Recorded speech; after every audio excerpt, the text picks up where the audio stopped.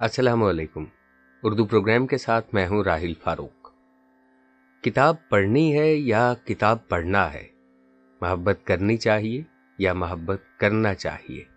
मक्खी मारनी पड़ेगी या मक्खी मारना पड़ेगी? बात सुननी होगी या बात सुनना होगी? ख्वाब देखने मुश्किल हैं या ख्वाब देखना मुश्किल है? इन दोनों सूरतों में से कौन सी दुरुस्त है? उर्दू के तलबा ये सवाल अक्सर करते रहते हैं। इसका जवाब है दोनों। बात यह है कि उर्दू जुबान व अदब के हवाले से दो दबिस्तान मशहूर हैं, दिल्ली और लखनऊ। अहले दिल्ली का ये कायदा है कि वो मस्दर को फ़ेल के तौर पर इस्तेमाल करते हैं और इसमें मफ़ूल की जिन्स और तादाद के लिहाज से तब्दीली कर लेते हैं। मसलन, मुझे किताब पढ़नी है क्योंकि किताब मुअन्नस है। हमें मोहब्बत करनी चाहिए क्योंकि मोहब्बत भी मुअन्नस है।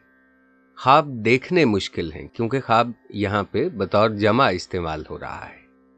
इसके बरक्स लखनऊ वाले मस्दर को हमेशा मस्दर ही के तौर पर बरतते हैं और इसे मुज़क्कर और वाहिद लाते हैं क्योंकि मस्दर हमेशा मुज़क्कर और वाहिद होता है, जैसे आना, जाना, खाना, पीना।